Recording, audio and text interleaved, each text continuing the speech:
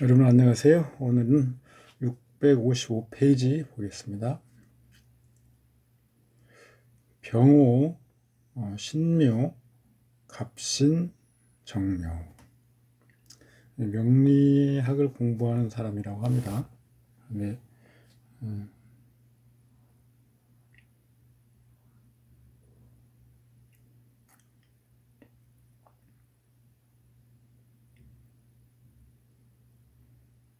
좀 그렇게 아직도 명리학에 대한 어떤 정립이 안 된 지금 상황이라고 하죠. 천간에 생부가 없으며 더더군다나 극설로서 사그러질 것 같은 상황이므로 전적으로 지지묘목에 의존. 만약 묘목이 일주에게 의지처가 된다면 강으로 논할 수가 있고, 일반적으로 우리가 이것은 지금 양인에 해당되지. 양인은 강으로 논할 수가 있는 게 아니고 그냥 강으로 봐도 되는 거죠, 사실은. 만약 묘목이 자신도 보존하기 어려우면 당연히 약으로 논하며, 따라서 강약의 관건점은 묘목에 있다. 이러한 생각을 바탕으로 하여 보면 두 개의 강약이 가장 분명한 운이 있을 것이다. 그래서 원국을 가지고 판단하기 어려울 때는 사실은 운에서 특정한 운을 놓고 먼저 거꾸로 귀납적으로 추론하는 것도 하나 방법이죠. 일단 토운과 수운이 있겠죠.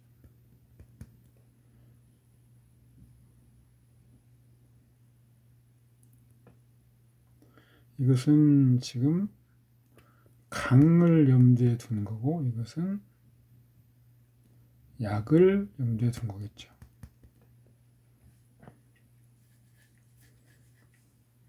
평상시에 묘목은 일지, 신금이 극합하는데, 총명한 묘는 오화의 힘을 빌려서 신금을 견제하고 억제하려고 하죠. 다만 오화에게 설을 당하는 그런 단점이 있죠. 비록 극설교가 있지만 만약 지지만을 논하면 묘목이 반드시 손해라고 할 수는 없다. 신금을 타격하기 위해서 부득이한 고통, 고육지책이죠. 우리가 식상은 동가라고 하는 말씀드렸죠. 그래서 식상은 신강약을 따질 때는 일단 중립적으로 놓고 보시고, 근데 마침 원국에 관살이 있어서 식상이 그것을 제압하고 있다면 동가로서 일주에 힘을 보태는 것이다라고 생각하시면 좋습니다. 자, 토운로 갈 때는 오화가 설을 당하죠. 그리고 신을 전생합니다. 따라서 이것은 묘를 극하겠죠. 극묘. 신약하게 하는 역할을 분명하게 하는 것이 토운이죠. 이때 분명한 것은 내가 꺼지고 상대가 커지는 것이니, 일주는 당연히 바람에 떨어진 낙엽이다. 이때는 즉 신약한 것이다, 이 말입니다. 다만 수운으로 갈 때 신금이 거꾸로 이제는 수를 생해서 목을 전생하니, 이때는 평소에는 잘 해주지 않던 사람, 신금이죠, 신금. 예. 관살이니까 상사청도 되겠네요. 나를 간접적으로 도와주는 것, 일주는 당연히 신강하다. 천간의 논법과 지지가 같은 것은 보호신의 관념이다. 그래서 보이면서 보호신 이론 논리를 자꾸 주장을 합니다. 그래서 천간과 지지에 같이 적용될 수 있는 논리는 보호신의 이론이다. 즉 논명이 복잡한 것은 왕왕 천간은 수를 기뻐하는데 지지는 수를 꺼려하거나, 지지는 토를 기뻐하는데 천간은 토를 꺼려하는 현상 때문이며, 이런 단순하게 무엇이 좋고 어떤 오행이 좋고 나쁘고 이런 걸 판단하지 못하기 때문이다. 이 팔자는 피부에 알레르기가 있었다. 피부라고 하는 것은 오행으로는 토죠. 토가 제 기능을 발휘하지 못하는 경우입니다. 예를 들어서 토가 손상을 입거나 극이나 이런 걸 손상을 입거나, 아니면 토가 과하게 왕해서 그 왕한 것이 명국에 어떤 좋지 않은 영향을 줄 때, 이런 거죠. 그래서 토성을 놓고 보면 천간은 금을 돕고 화를 설하는 거죠. 그래서 일간을 약화시키는 거죠.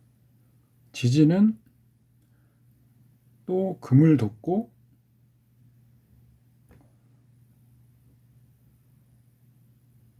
그래서 목을 극하게 하고,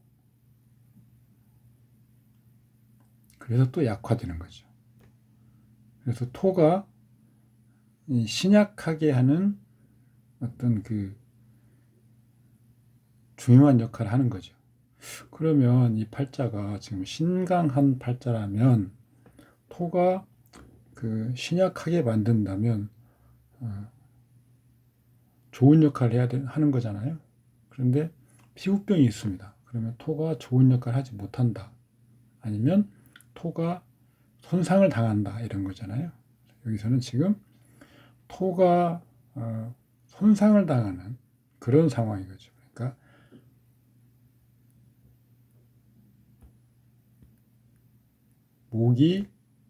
금이 토가 금을 생하고 금은 수를 생한다.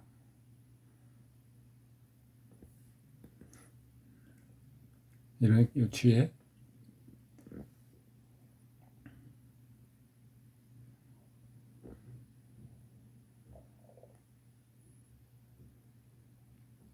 그래서 이 신강약으로 보면 이 사람은 토가 그 신약하게 만들면 원래는 괜찮은 거야 되는데 피부병이 있다, 이런 거죠. 원국에는 토가 하나도 없네요. 그래서 이 팔자는 그냥 피부병인 상태로만 본다면 토가 극설을 당하고 있죠. 그래서 보신일으로 보는 것이 더 타당하죠. 그러니까 토의 상태는 이것이 일간을 강하게 하거나 약하게 하는 걸로 보는 것보다는 토가 지금 여기는 없는데 원국에 신이나 묘가 있으면 토한테는 좋지 않죠. 그래서 신강약 이전에 보신일로 보는 것이 이런 현상을 설명하는 데는 더 타당하다. 지금 이 호일명수는 그런 걸 말하고 싶은 겁니다. 그럼 이걸 주보법으로 한번 확인해 보면, 자, 병신, 신묘, 갑신, 병호, 신묘, 갑신, 정묘, 병신합이 있습니다. 근데 병은 강하죠. 그래서 합거되고요. 신은 일지에 있기 때문에 약하죠. 그래서 합류됩니다. 합류된 신금을 우리가 여기서는 지금 격신으로 취하지는 않고요. 을목이 정화가 있기 때문에, 자, 을목이 격신, 그 다음에 신금을 제거하는 정화가 용신, 간목 가신을 제거하는 경금, 그리고 병화로부터 경금을 제거해주는 임수, 이게 주보로 취하는 겁니다. 편인성이 희신성이죠. 그래서 이 사람은 명리학을 좋아하는 그런 이유가 편인이 어떤 희신적인 역할을 하고 있기 때문이다 라고 설명할 수 있고, 다만 천간에서 임수는 정화를 합거하니 흉성을 가지고 있어서 취하지 못한다.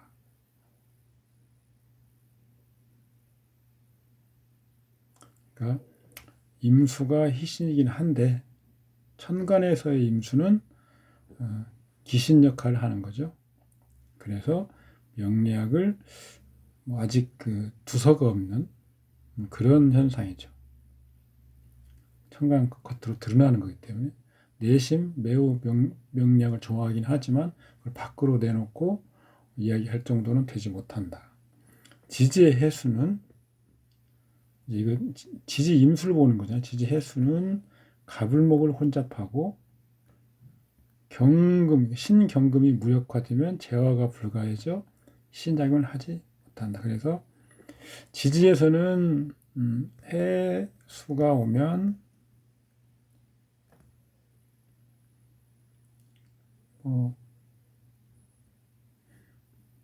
사나 오화가 있지 않는 한 이것도 그닥 큰 역할을 하지 못하는 거죠, 사실은. 그래서 우리가 주보를 취할 때 취하지 않는 경우가 있습니다. 예를 들어서 격신이 있고 격신을 돕는 용신이 있습니다. 용신이 격신을 돕는 것이지 격신이 용신을 돕는 경우는 없습니다. 하극상은 아니 이게 주신이잖아요. 주 이런 것들은 보의 영역인데 신하의 책무는 주군을 위해서 복무하는 겁니다. 주군은 신하를 위해서 복무하지는 않죠. 그래서 격신은 있는데 용신은 취하지 않는 경우도 있습니다. 없으면 안 취하는 거죠. 그 다음에 청용신이 있고요.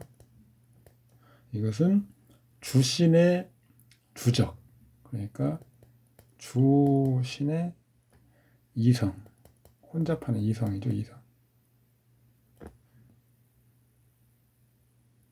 이것을 제거합니다. 이성은 별성자를 썼는데 이것도 되죠. 그리고 희신은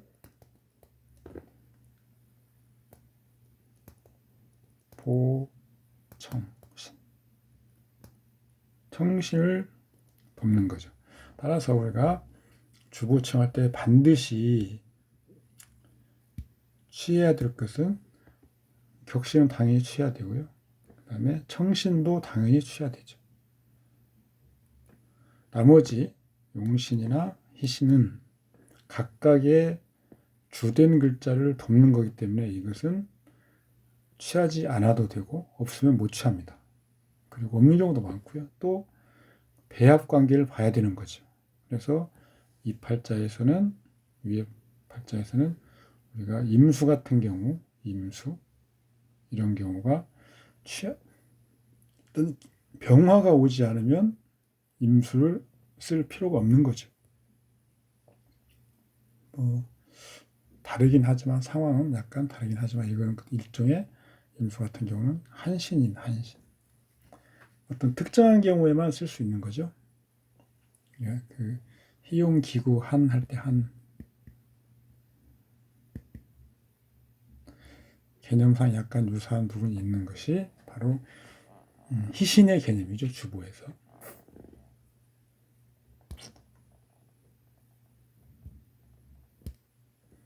그 다음 팔자를 보면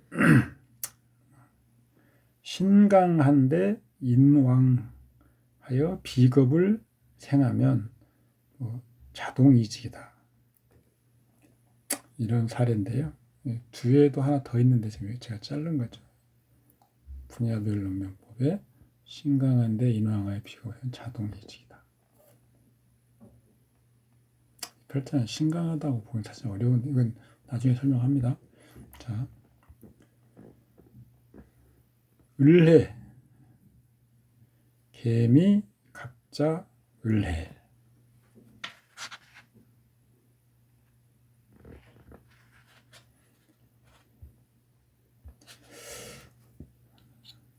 자동으로 이직한 이유는 명주가 말한 바에 의하면 직장에 들어가면 제품을 보면 짜증이 나기 때문이다.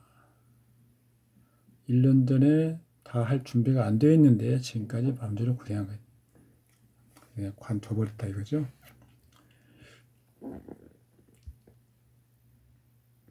지금 을류대운입니다. 을류대운 계사년 갑인월. 천간 노선을 보면 유년 개수가 6월 갑을 생하고, 그러니까 갑이 개의 생을 받고 일주이기 때문에 일주가 같죠. 갑이 원국에 있으니까 유년에 견제를 받거나 유년 때문에 작용 역량이 떨어진다고 하더라도 이것은 원국에 작용할 수 있고 역량을 보유한다, 이렇게 공부했죠. 그래서 갑목은 어쨌거나 작용 역량을 보유하고 있습니다. 그것과 명국 내에 기가 모여드니까 신강하고 비겁이 왕하다. 그렇죠. 그러니까 대운도 천간은 을이고 유년에는 수이고 6월도 갑입니다. 그래서 여기서 지금 목이 수의 생을 받는 그런 상황이 그대로 형성이 되는 거죠. 성립이 되는 거죠. 그래서 기가 목에 모여야 되니까 신강하고 비겁이 왕하다, 이 말입니다. 지지노선은 유년을 보면 사죠, 사. 그리고 원국에 미가 있습니다. 유년에 사년이기 때문에 사미가 진기인데 사는 논하지 않는다. 갑이놀이니까 이 노래는 발동하지 일단 않죠. 인이 직접 원국에 작용합니다. 인과 해가 합하는데 인비견이 인의 합이죠. 묶인다. 다른 하나의 작용 요소는 유금이, 대운 유금이 해자수를 생하는 것이며 원천인 미토가 있다. 수가 왕하죠. 지지노선은 인왕하고 비겁이 왕하며 천간노선과 같다. 인은 자존이고 비겁은 자유, 자아의식이다. 신강하고 인왕하니까 자존의식이 강렬한데 비겁을 생각한다는 의미는 강렬한 자아의식을 만드는 것이죠. 자아의식으로 이직한다. 명주는 사실 정사일 하루 종일 좋지 않았다고 한다. 밤 10시에 다음날 무오일 회사에 다시 가지 않겠다고 말했다. 사직을 했다는 거죠. 다시 한번 좀 더 보면 이제 유의를 넣어가지고 분석을 해보는 거죠. 천간에서 출현한다. 유일의 정사가 지금 정사일입니다. 기는 가불목이 정화상관을 생하는 것이고, 그러니까 6월까지는 목이 왕했잖아요. 정화상관이 목을 설하여 왕해지고 그 후에 천간 정화는 지지의 사화를 도우며 정사인데 또 계사가 있죠. 유년도. 그래서 일단 유일에서도 동주작용을 통해서 지지의 화를 돕습니다. 그리고 똑같이 사가 있어서 유금을 합하죠. 대운의 유금을 극합하죠. 극합. 이렇게 상관극관이 나타나면, 그러니까 사화가 유금을 극하는 상관극관이 나타나면 전형적인 이직을 생각하는 현상이다. 신왕한데 인왕인 경우에 와서 비겁을 생하면 대개 명주는 이직한다고 결정하지는 못하고 명주는 더욱 자유로워지는 게 일반적으로 보는 방법입니다. 자유로운 생활을 원하며 자의식이 강렬한 것을 드러낼 뿐이다. 이직이나 학업복이 선거 같은 비교적 특이한 현상은 대개 8주, 원국 연월일시, 그 다음에 대운, 유년, 6월, 유일, 유시까지는 좀 그렇죠. 8주로서 더 정확하게 문제를 설명한다. 우리가 통상 봤던 그런 주보법을 다시 한번 확인해 보면 이것은 미월이니까요. 해미 목국이죠. 그래서 갑을목이 왕하고 을목이 투관에 있어서 을목이 격신이 아닌가 이렇게 생각할 수 있습니다. 그런데 을목을 격신으로 취하면 갑목을 제거하지 못합니다. 제거할 글자가 없죠.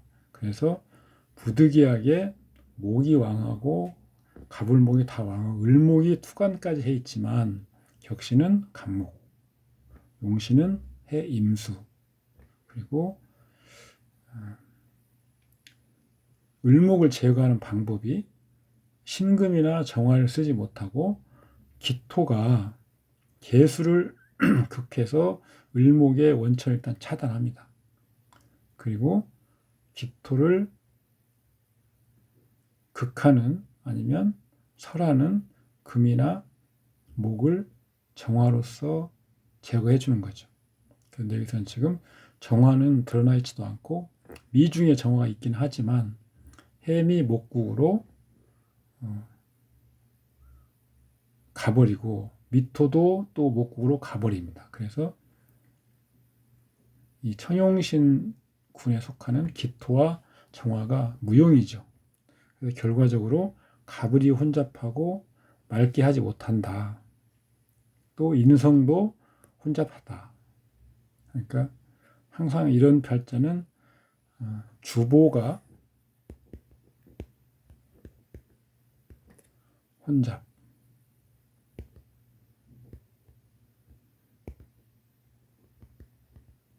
불청,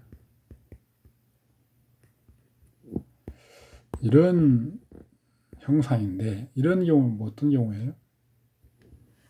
항상 위험하죠.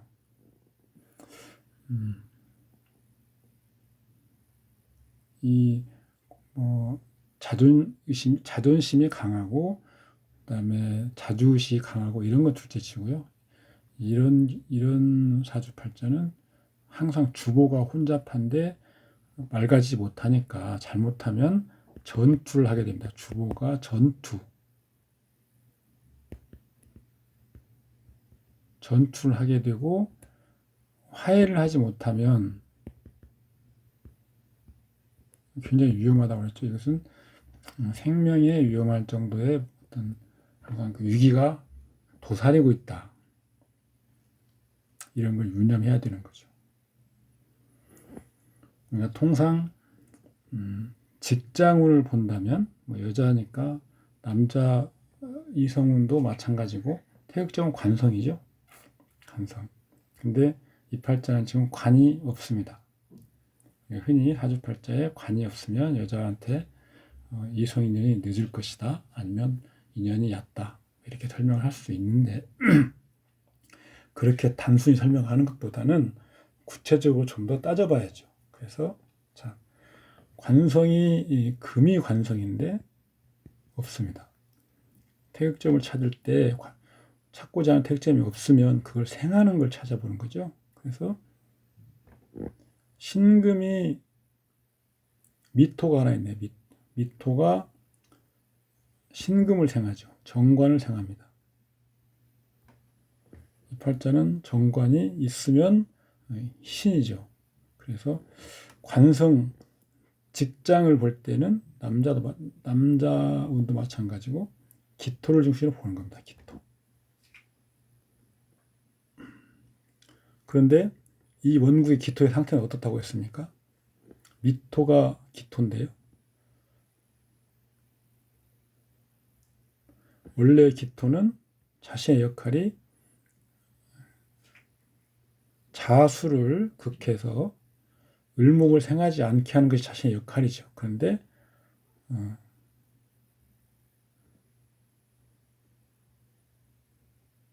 해미 목국으로 화목해버려서 자신의 역할을 하지 못하는 거죠.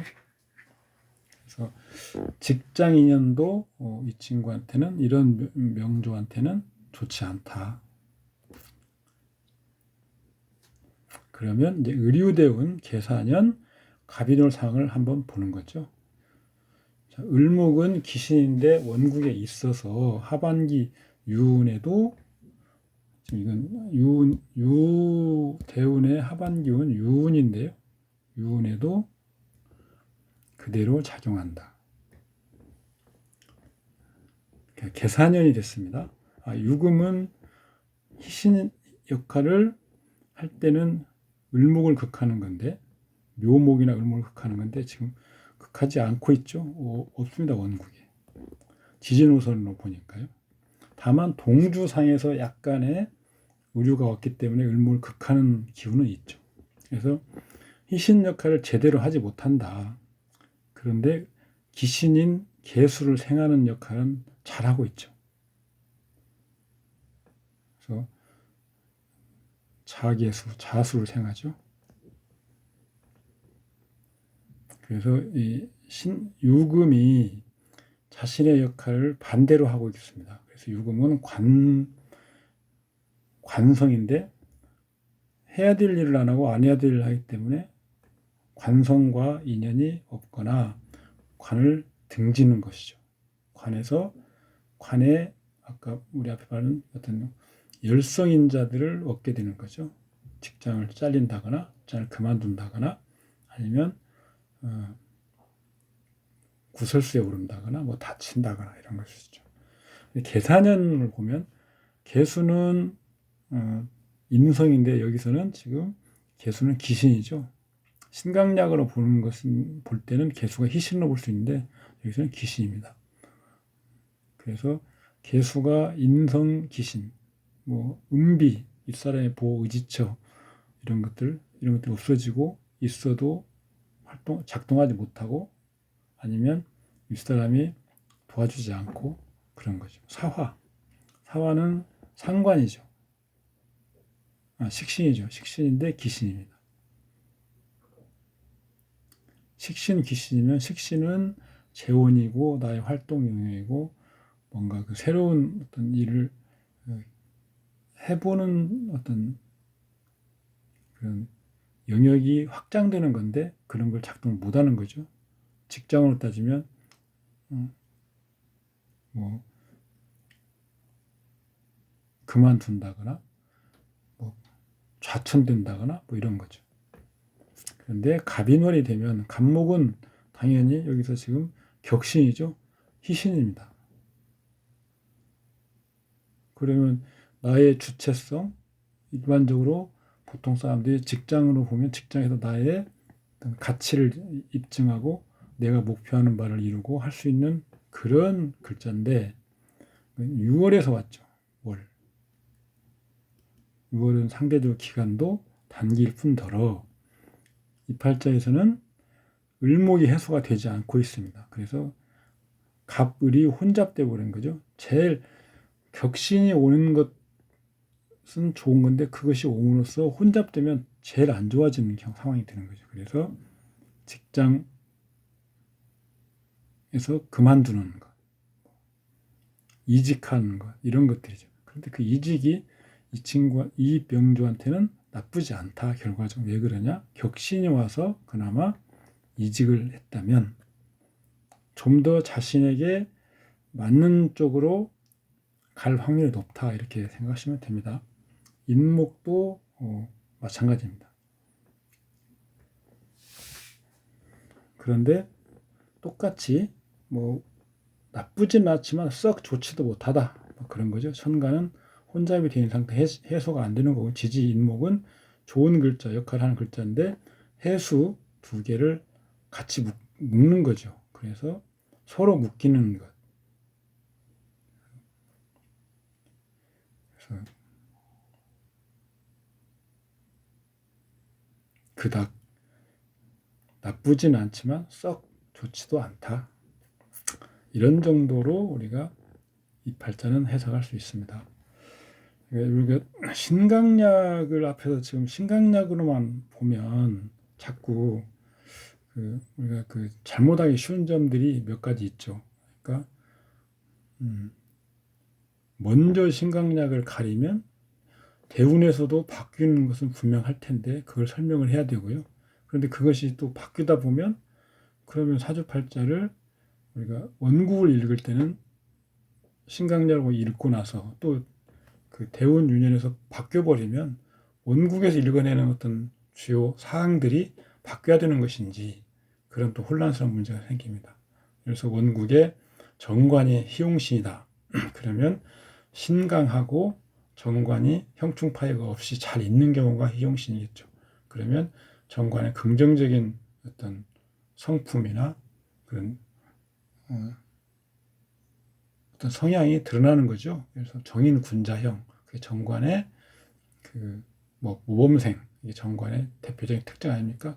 그런데 예를 들어서 대운에서 신약으로 바뀌어 버리면 정관이 더 이상 용신 역할을 못 하는 거죠. 그러면 정관의 정인군자형이 사라져 버리고 모범생의 어떤 성향이 사라져 버린다는 것인지, 그렇게 우리가 해석할 수 있는 그런 것이 일반적인지, 그런 것은 아무도 제대로 다뤄지지 않고 있고, 그래서 신강약으로 어떤 사주팔자를 접근해 버리면 여러 가지 문제들이 생길 수 있습니다. 그래서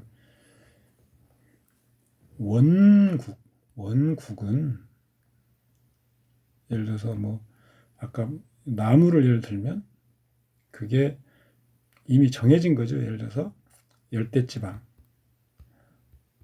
한대, 냉대지방에 있는 나무, 딱 상황이 정해진 거죠. 이게 신강이다, 신약이다를 따질 상황은, 그런 상황은 사실 아닌 거죠. 열대지방에 있는 나무가 수가 적절하게 도와준다면, 열대지방이 있지만 수가 적절하게 도와주고 있는 상황이라면 신강하죠. 무성하죠. 아마존의 밀림을 생각해도 됩니다. 한대지방에 있다면 이것은 이 자체로서 신약이죠.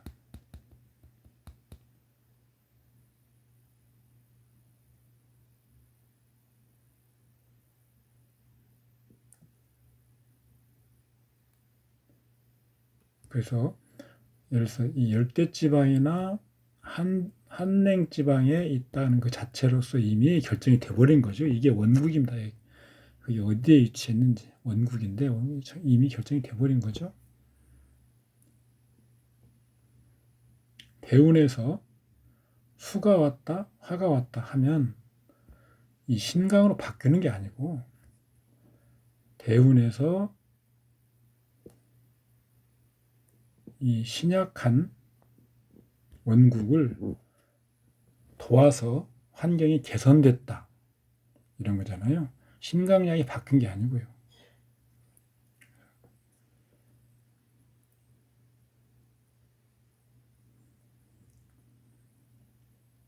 그래서 원국은 그대로인데 대운이나 유년에서 그 원국의 상태를 바꿀 만큼의 영향을 주는 것을 우리가 보는 것이죠.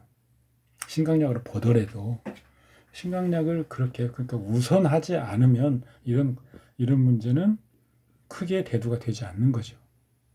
그래서 격국법이나 주호법이나 음양법이나 뭐 이런 거에서 더더군다나 뭐 재관법도 마찬가지로, 재관법은 재관의 상태가 우선이고 재관이 중화를 이루는 상태를 볼 때의 신강약을 비로소 고려하는 것입니다.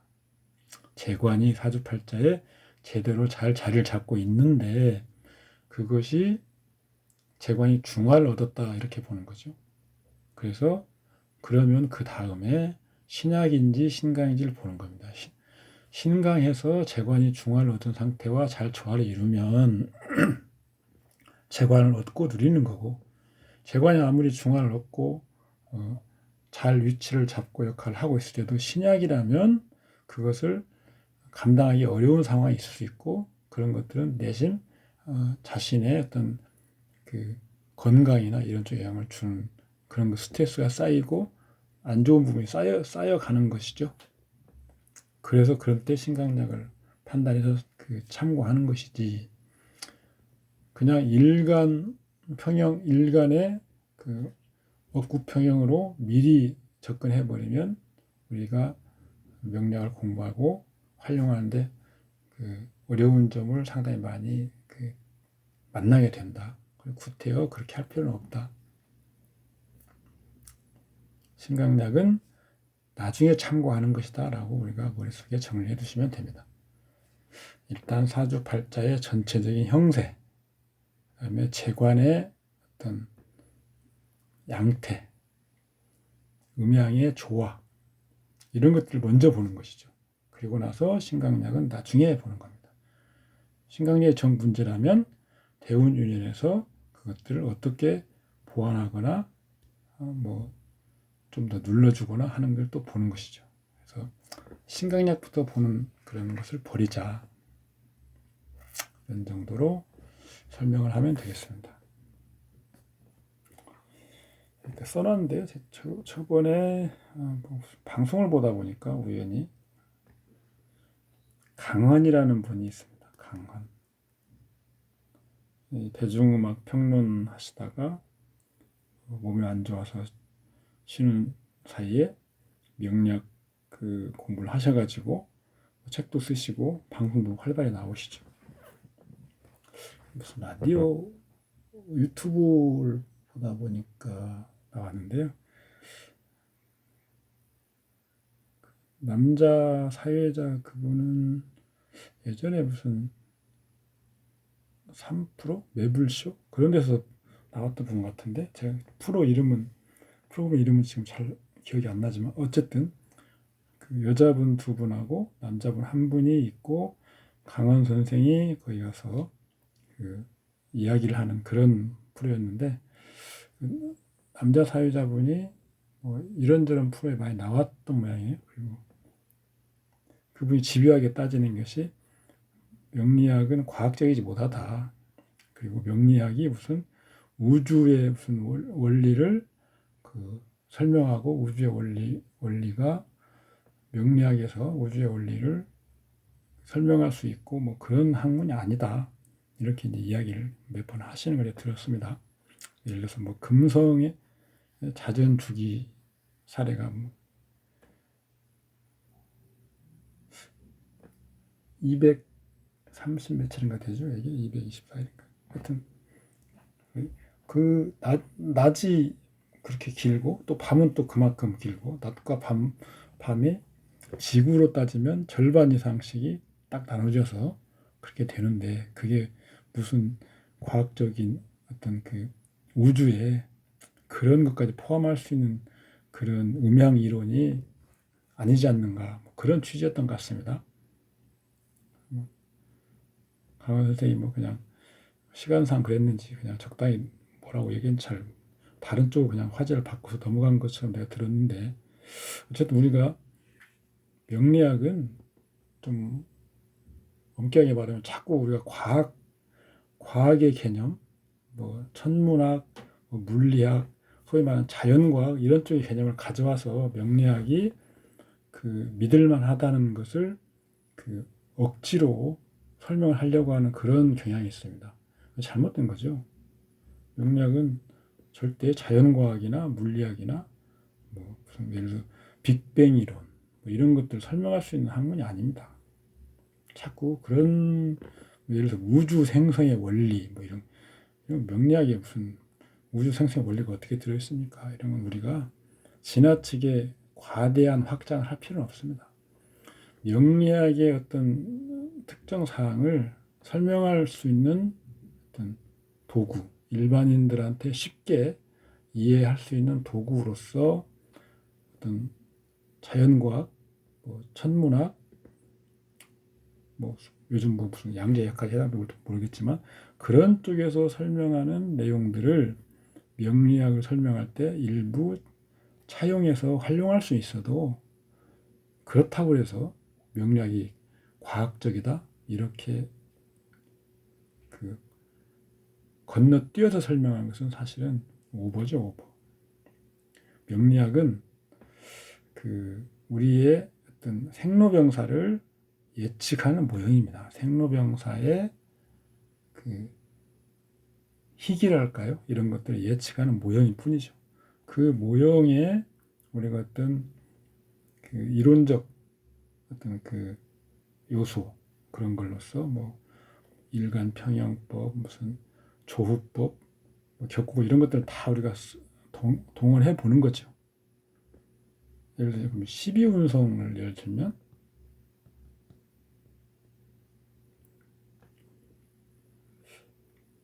어떤 생물이겠죠. 생물의 12단계의 과정을 표현한 거죠. 뭐 식물일 수도 있고 동물일 수도 있고 사람일 수도 있는데 이걸 명리학에서 우리가 활용하는 것은 명리학으로 사람의 어떤 생로병사를 아까 설명하려고 하는 거잖아요. 사람을 중심에 두고 12단계로서 설명을 해보는 거죠. 그런데 이게 과학적인가요? 뭐 일부 과학적인 어떤 내용이 상당히 많이 있지만 과학적이라고 하는 건 뭔가요? 과학적. 뭐 주기적이고 검증 가능하고 이런 검증 가능하다는 건 뭐 데이터가 충분히 쌓여 있어야 되죠. 주기적이고 일단 반복적이게 주기적 플러스 반복적. 단순히 반복적인 것만 되질 않고요. 주기적인 것만으로 되지 않고 이 진행 방향도 또 필요하죠.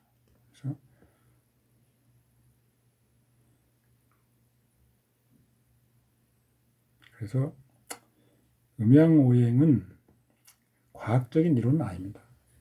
그렇죠 말씀드리지만 음양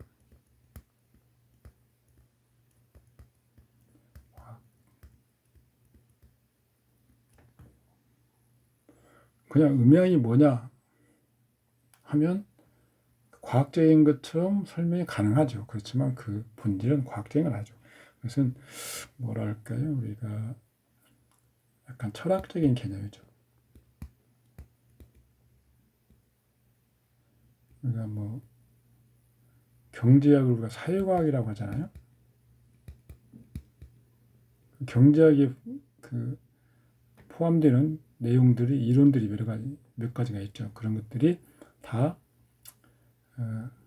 어떤 모형으로서 예측 가능하고 검증 가능한 그런 것들을 가지고 있기 때문에 과학을 붙여서 다만 자연과학은 아니고 사회과학이다 이렇게 하는 것처럼 구태우리가 이름을 붙이면 뭐 인문과학 정도 되겠죠. 명리학은. 그렇지만 거기에 그 과학이라는 의미는 그런 일부 국한된 범위 내에서 검증할 수 있고 뭐 약간의 그 규칙성을 가지고 있고 뭐 그런 것들이지 자연과학에서 말하는 어떤 생성 원리 예를 들어서 뭐 H2O의 그 생성 원리 이런 것들까지 포섭하는 건 아닙니다. 그래서 우리가 지나치게 그런 거 민감할 필요는 없죠. 오행이 또 오행 어떤 과학적인 어떤 이론의 근거를 둔 어떤 결과물인지 이건 아니죠. 우리가 편의에 따라서 뭐 에너지 5가지 에너지 뭐 이런 거 설명도 하기도 하지만 오행이라고 하는 개념은 과학적으로 사실은 거리가 멀죠. 문헌상으로 따져도. 그래서 행이라고 하는 뭐 철학적인 개념이에요. 행. 그래서 고대의 어떤 중국인들이 사용했던 그런 개념을 보면 오행의 그 행은 여러 가지 의미가 있는데 뭐 용, 쓰임, 움직임, 그다음에 열,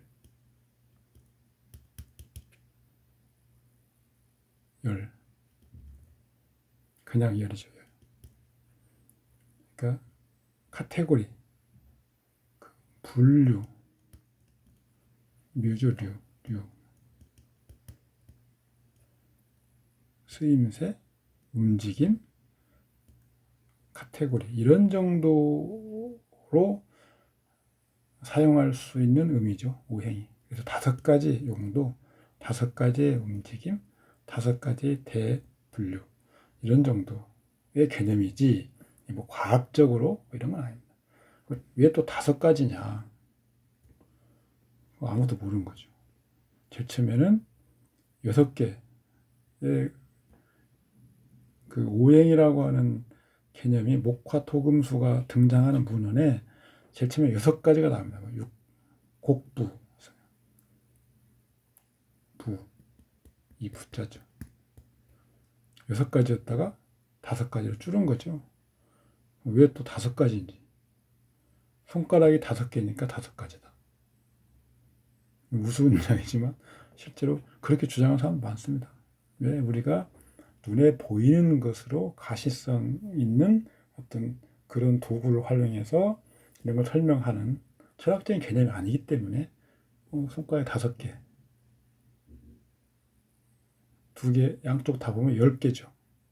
우리가 뭐 어떤 명리학 이런 데서 10이라고 하는 숫자나 5라고 하는 숫자나 이런 것들, 뭐 12, 굉장히 뭐 60, 5 곱하기 10이면 60이잖아요. 이런 것들에 대해서 굉장히 뭐 엄청난 심오한 무슨 의미를 부여하는 게 자꾸 있는데, 그렇다고 해서 어떤 우리가 공부하고 있는 어떤 특정 학문이나 대상이 좀 더 그럴듯해 보이고 그런 건 아닙니다. 우리가 자꾸 그런 데서 시간 낭비를 할 필요는 없는 거죠. 그런데 우리가 신경을 쓸 필요는 없다. 명리학은 검증 가능해야 된다. 이런 데서 통계학적인 어떤 그 개념, 그러니까 통계적 어떤 검증이 가능해야 되는 것은 분명하죠. 그렇다고 해서 명리학이 통계학적으로 어떤 그 입증된 학문인지 그런 것도 아니잖아요. 기본적으로는 철학이에요, 철학. 근데 그 철학의 그 바탕은 일종의 뭐 풍속 이런 것들,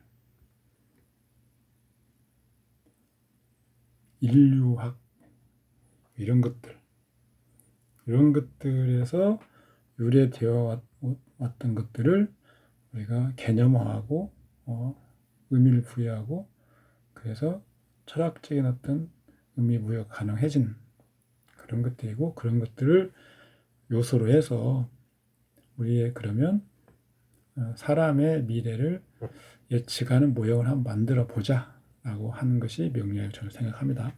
그래서 좀 다소 좀 힘 빠질 수도 있지만, 그렇다고 해서 우리가 이걸 꼭 무슨 뭐 과학적이야 돼서 우리가 꼭 그 쓸모가 있다거나 또 그런 건 아니죠.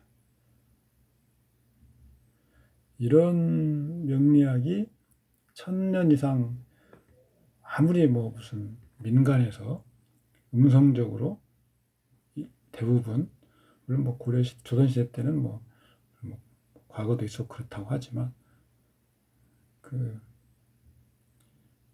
주류 학문이 아닌 어떤 술수를, 그러니까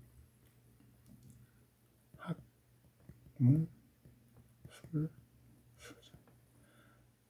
학의 개념보다는 술의 개념으로 많이 활용되어 온 것은 사실이지만, 우리가 어쨌거나 지금까지 이어 내려져 왔고, 그리고